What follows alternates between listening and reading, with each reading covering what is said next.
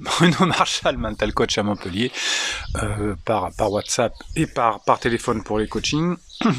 Aujourd'hui, on va parler de contrôler ses émotions. Alors, j'ai eu le malheur de vous parler d'une méthode révolutionnaire dans une vidéo d'il y a 2 jours, et j'ai eu beaucoup de demandes. Dis, c'est quoi cette méthode révolutionnaire? Tu ne nous en as pas parlé. Effectivement, je n'en ai pas parlé parce que déjà le terme révolutionnaire était un peu compliqué, était un peu usurpé, on va dire. Et donc, c'est plutôt quelque chose qui est lié aux neurosciences et qui est un peu maison. Alors, votre vie, elle va dépendre de 2 choses.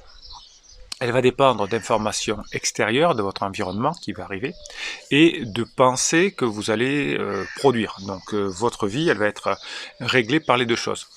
Plus vous allez être victime, entre guillemets, de l'environnement extérieur, ou vous allez être victime de vos pensées négatives, plus votre vie va être pourrie. Pourquoi? Parce que vous allez avoir des émotions qui vont être liées au cortisol, et donc vous allez avoir des actions qui sont liées à la survie, à la défense. Si vous travaillez sur vos émotions pour pouvoir créer votre dopamine, sérotonine et vos endorphines, vous allez pouvoir créer des actions de création.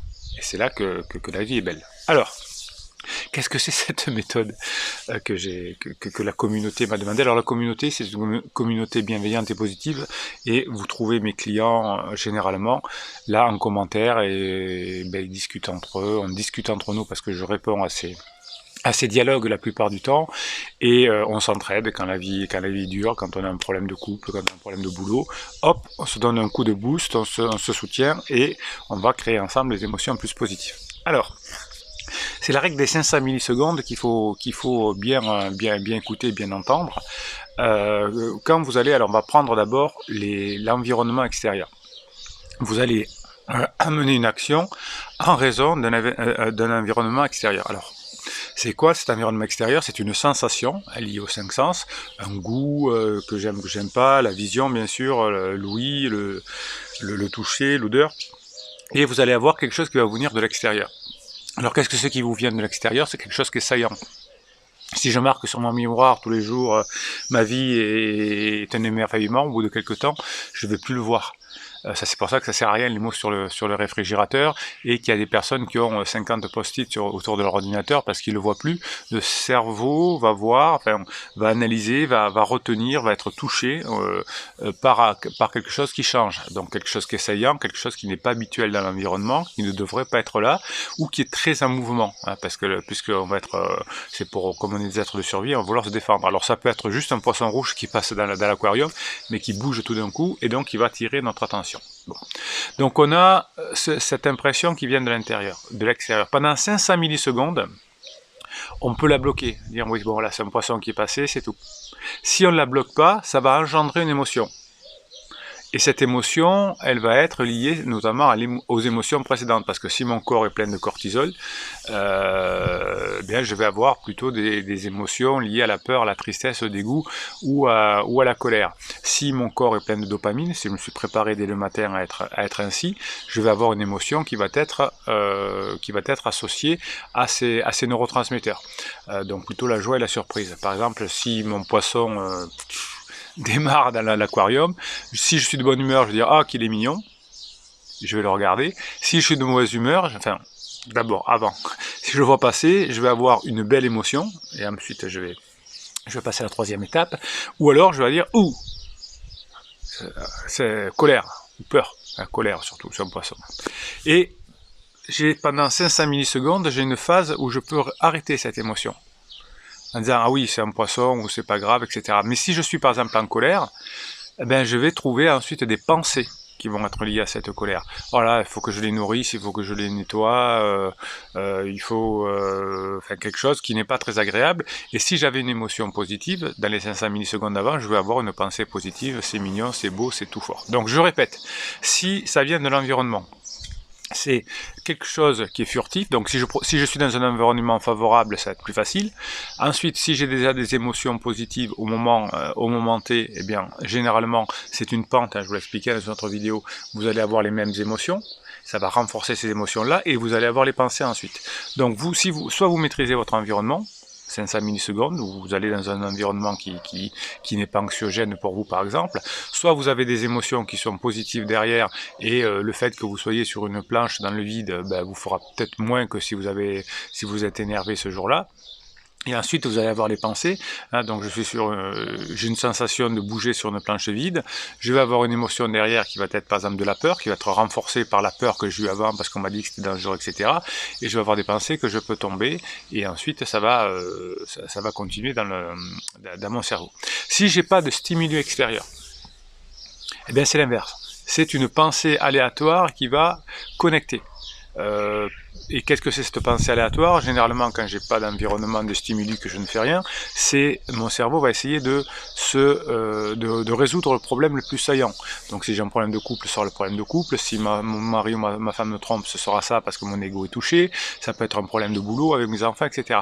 Mais là, vous allez voir que vous allez patauger dans le vide, certainement rapidement, parce que il y a des choses où il n'y a pas de solution. La relation entre votre amant et l'amant de votre femme ou la maîtresse de votre mari, vous n'y pouvez pas grand chose pour l'instant, enfin dans un instant T. Donc ça va tourner, on va chercher des solutions, mais ça va tourner en boucle puisqu'il n'y en a aucune qui est valable pour l'instant.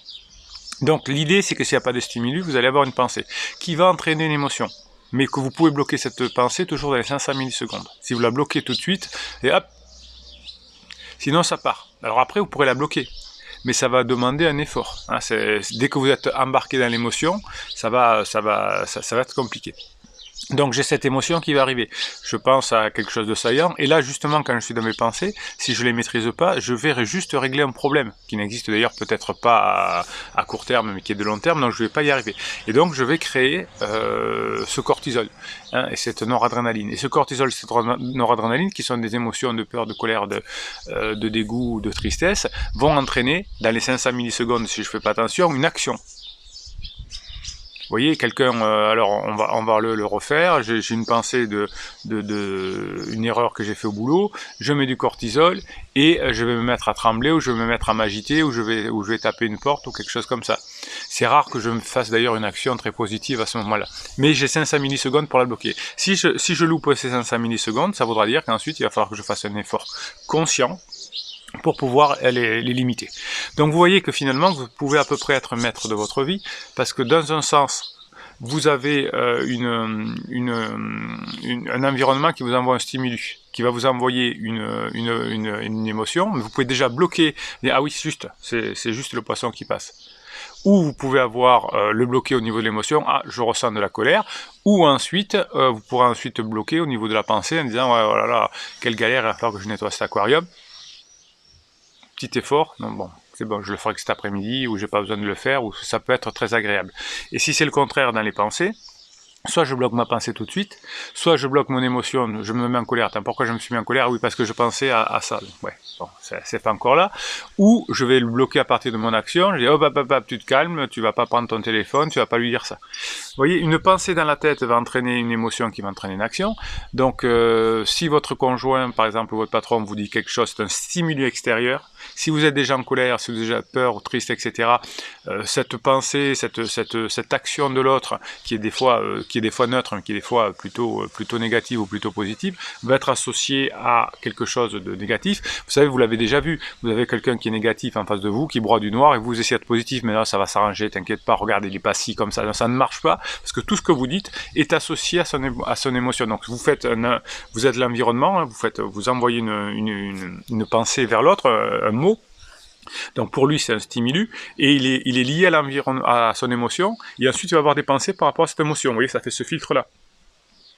Donc ça ne sert à rien face à quelqu'un qui est en émotion négative, qui est en down, comme je vous dis souvent dans les vidéos, ça ne sert strictement à rien d'essayer de le raisonner, parce que tous vos stimuli tout ce que vous dites vous, c'est un stimulus pour lui, c'est associé à une émotion négative, et donc ça va faire une pensée négative derrière. Et en revanche, quand la personne est en top, c'est-à-dire qu'elle a plein de sérotonine chez elle, votre stimulus va être associé à son émotion et va créer une pensée positive. Donc vous voyez que vous pouvez à la fois maîtriser ce que vous, votre vie, et maîtriser aussi la relation avec les autres. Et surtout pas maîtriser les autres. Je vois beaucoup de coachs qui vous apprennent comment contrôler l'autre, quand votre ex vous a quitté ou je sais pas quoi, comment essayer de le contrôler, comment poser des limites. Vous voyez, c'est des choses qui font exploser une relation. En revanche, si vous avez l'intelligence de savoir, vous, cette notion d'environnement et cette notion de pensée interne, hein, et de savoir que les deux, de toute façon, rentrent, tac, et au milieu, il y a l'émotion, et d'un côté, il va y avoir l'action qui va sortir, de l'autre côté, il va y avoir la pensée, hein, c'est des boîtes magiques. Bien, si vous contrôlez l'entrée ou le milieu, ce sera moins compliqué de régler ensuite la sortie, mais vous pouvez aussi le régler par la sortie. Hein. Même si vous avez eu peur du poisson, ça m'énerve parce qu'il faut encore que je fasse le ménage, et c'est toujours moi qui le fais, c'est jamais lui ou c'est jamais elle, hop, ah oui, là je suis en train de délirer, donc je peux quand même bloquer mes pensées, mais ça va me demander un effort. Voilà, donc cette règle des 500 millisecondes, elle est très très importante. Vous pouvez donc le faire naturellement, et comment on arrive à bloquer dans les premières secondes? En étant présent, en s'entraînant beaucoup, hein, ce qu'on fait en coaching. Je vous entraîne, je vous donne les méthodes, je vous donne les exercices pour pouvoir bloquer ces pensées ou bloquer ces stimuli avant qu'il ne devienne une émotion et avant qu'il ne devienne une action ou une pensée. Mais si vous n'arrivez pas à le bloquer sur le stimuli ou sur la pensée, vous pourrez toujours le bloquer sur l'émotion, par un travail émotionnel, que je peux vous indiquer aussi en coaching, hein, il y a plein de choses là-dessus. Et ensuite, vous pourrez encore le bloquer, soit sur votre action, soit sur votre mode de pensée. Mais vous voyez que vous pouvez être comment dirais-je, maître de votre monde. Vous ne pouvez pas être maître du monde, mais maître de votre monde. Et si vous maîtrisez votre monde, vous maîtriserez votre sortie, c'est-à-dire vos relations avec les autres et vos actions avec les autres. Voilà, j'espère que j'ai été clair dans cette pensée des 500 millisecondes. Alors c'est une vidéo qui est très riche, parce que, non, pas financièrement, mais il y a beaucoup de choses là-dedans, et il y a un résumé de presque 20 ans de boulot, plus de 20, 20 ans de boulot. Vous allez dire, il a chômé le Bruno, là, non. Réfléchissez, vous verrez que votre vie peut changer grâce à tout cela, et tout ce que l'on se dit autour peut être aussi satellisé par rapport à ça.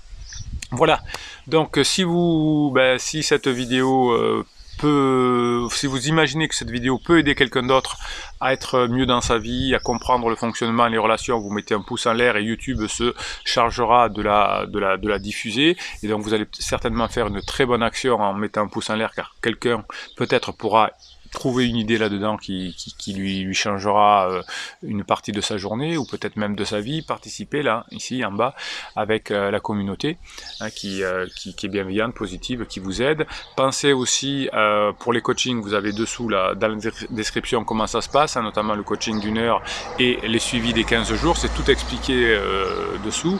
Et puis pensez à vous abonner aussi à cette chaîne. Pourquoi? Pourquoi? Parce que vous avez des posts qui vous sont réservés chaque jour. Et le moment que j'aime bien, c'est Bruno Marchal. Il vous dit à très bientôt.